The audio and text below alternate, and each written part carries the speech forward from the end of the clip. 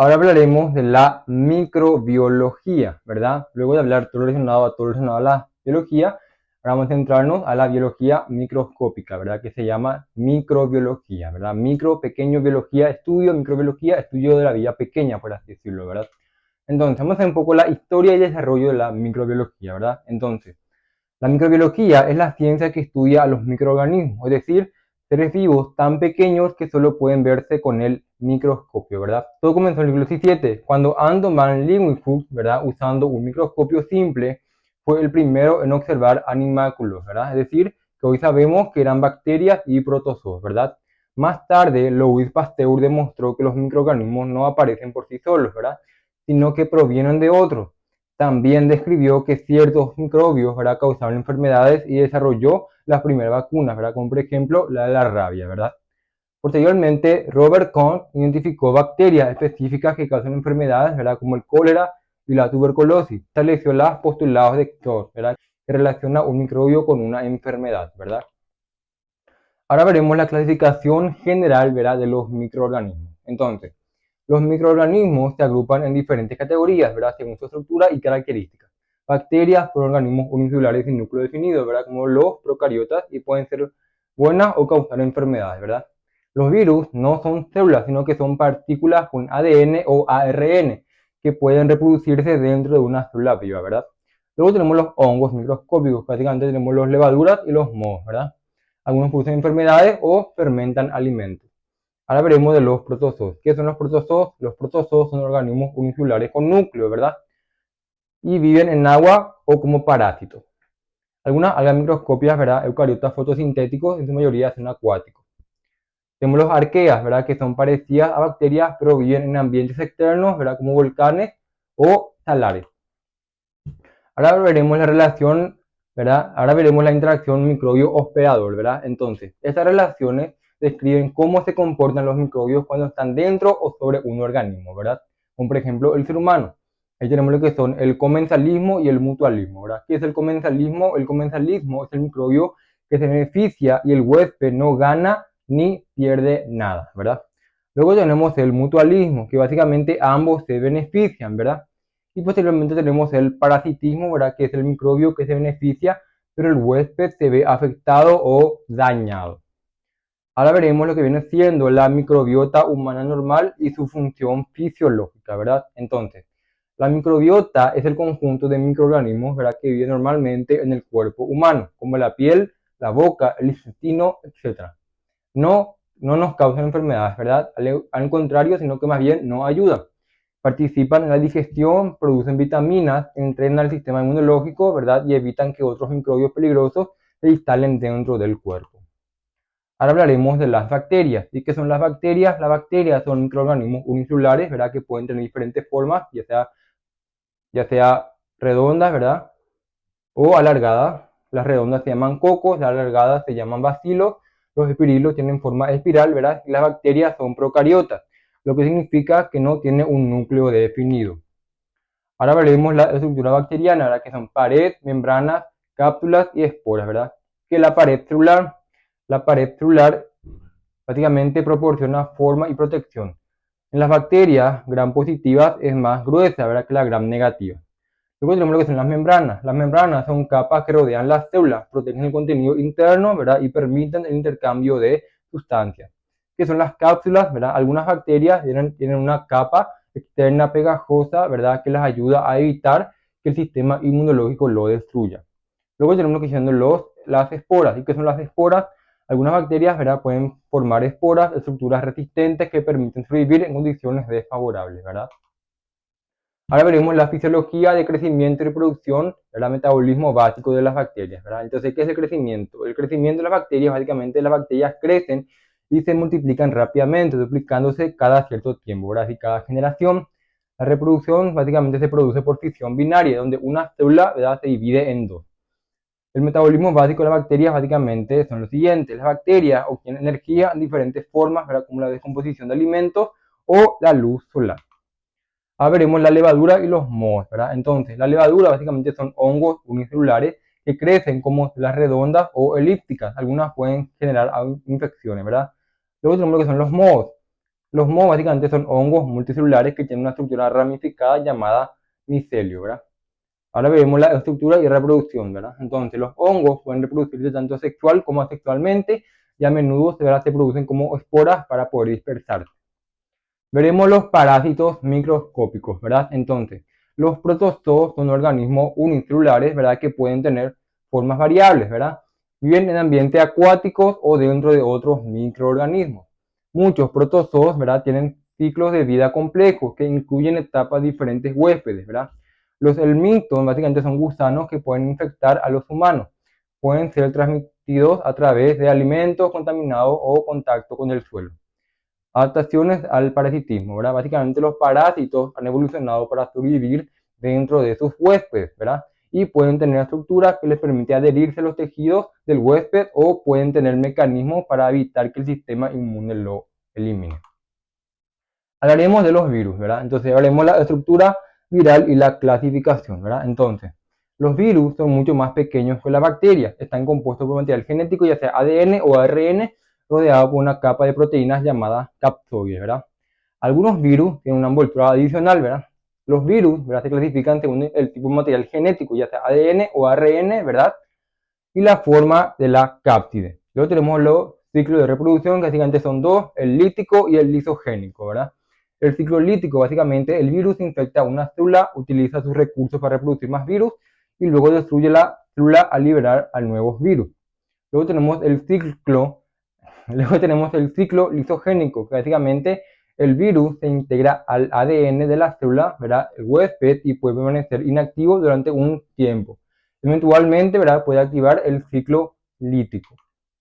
Ahora veremos el tropismo viral y el mecanismo de infección, ¿verdad? ¿Qué es el tropismo viral? Básicamente es la preferencia que tiene un virus por infectar ciertos tipos de células, ¿verdad? Como los virus que afectan las células del sistema respiratorio o digestivo, por ejemplo, ¿verdad?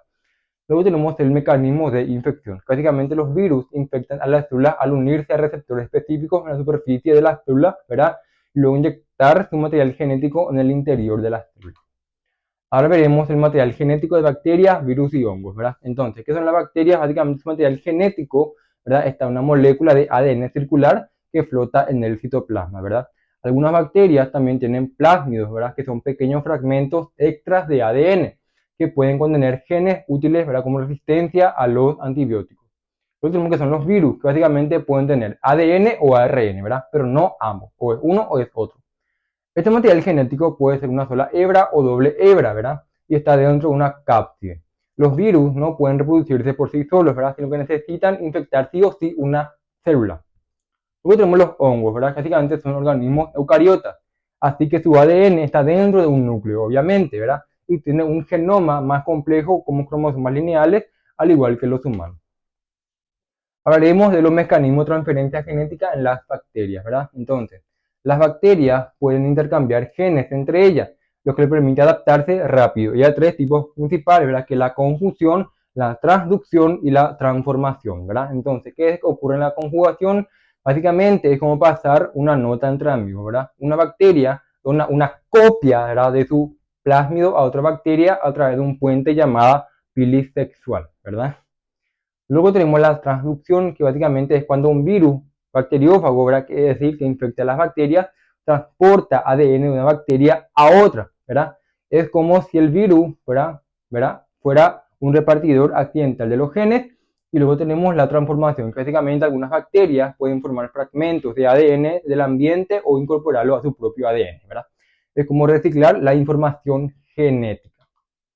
Veremos de las mutaciones microbianas, ¿verdad? Y la resistencia genética, ¿verdad? Entonces, ¿qué son las mutaciones? Básicamente son cambios aleatorios en el ADN, ¿verdad? Pueden ser errores o copias del ADN o causados por radiación o sustancias químicas, ¿verdad? Algunas no afectan absolutamente nada y otras pueden hacer que una bacteria, ¿verdad? Se vuelva resistente a un antibiótico, ¿verdad?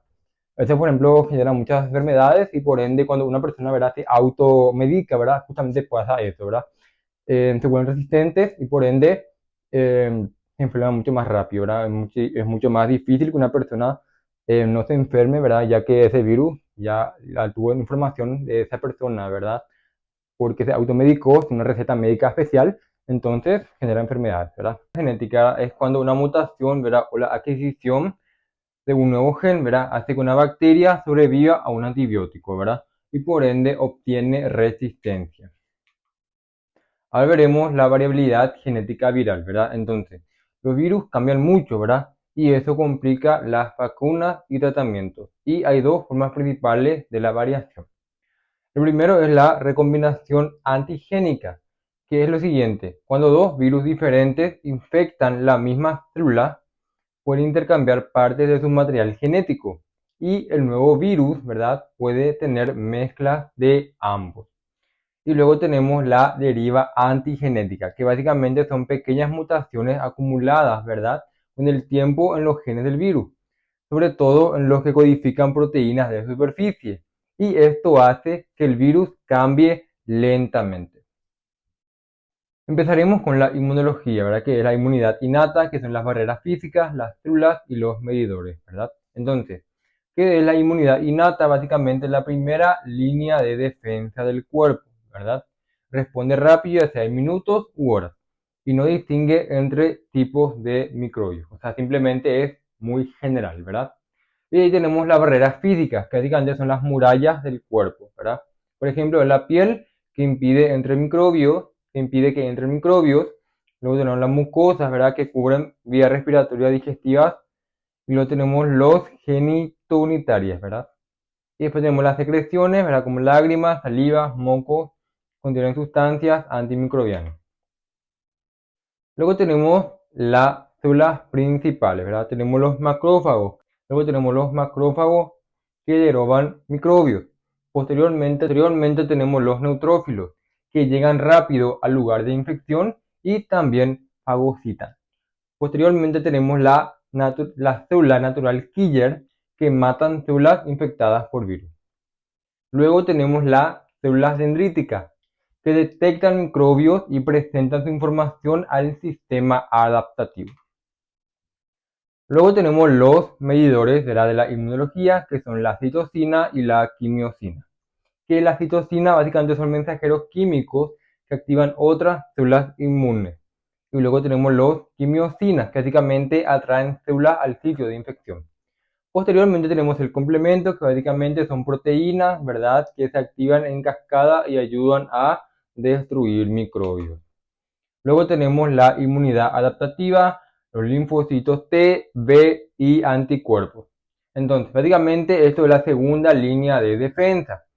Y ahí ya es mucho más específica, es decir, que reconoce al invasor concreto, es decir, ya él reconoce de manera concreta quién es ese virus o bacteria, ¿verdad? Entonces, y tiene memoria inmunológica. Luego tenemos lo que son los linfocitos B, que básicamente producen anticuerpos, ¿verdad? Y que se unen a microbios para neutralizarlos o matarlos para destruirlos. Y luego tenemos los anticuerpos, que son proteínas en forma de I, que se unen al microbio, es decir, al antígeno. Luego tenemos lo que viene siendo la inmunopatología microbiana de hipersensibilidad, autoinmunidad postinfecciosa. Entonces, a veces el sistema inmune reacciona de forma exagerada o equivocada, lo que causa daño, ¿verdad? Es decir, a veces el sistema inmunológico se confunde, por así decirlo, ¿verdad? Y ya exagera a una reacción, ya sea química o ambiental, ¿verdad? Entonces, esa reacción exagerada a un microbio o una sustancia. Y tenemos tipos, ¿verdad? Que es del 1 al 4.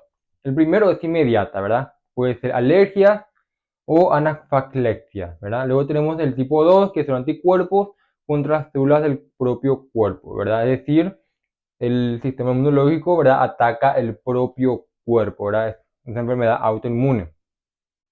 Luego tenemos el tipo 3, que básicamente son complejos antígeno-anticuerpo, ¿verdad? Que causan inflamación. Y el tipo 4 tenemos las reacciones mediadas por linfocitos T. Posteriormente tenemos la autoinmunidad postinfecciosa, ¿verdad? Entonces, a veces después de una infección, el sistema inmune confunde tejidos propios con el microbio. Y básicamente hasta acá viene siendo todo lo que es la microbiología, ¿verdad? En el siguiente video voy a empezar a hacer ya un video relacionado a la bioética para entender cómo utilizar todos estos conocimientos científicos para hacer el bien, porque en el siglo anterior, si ustedes investigan un poco de historia, van a ver que utilizaron todos los conocimientos científicos que se descubrieron en esa época para hacer el mal, y se utilizó esto en la Segunda Guerra Mundial, ¿verdad? Entonces, lo que yo quiero es entender que hay que utilizar estos conocimientos para el bien de la humanidad y no para autodestruirnos. Esto es muy fundamental porque si no vamos a llegar a la catástrofe y podemos autodestruirnos mucho antes de que haya millones de años, ¿verdad? Cuando el sol se destruya y así de manera más natural vamos a morirnos todos, ¿verdad? Pero bueno, entonces hasta aquí y nos vemos en el siguiente video donde empiece a hablar ya de la bioética, de cómo utilizar las ciencias para hacer el bien a la humanidad y al mundo en general.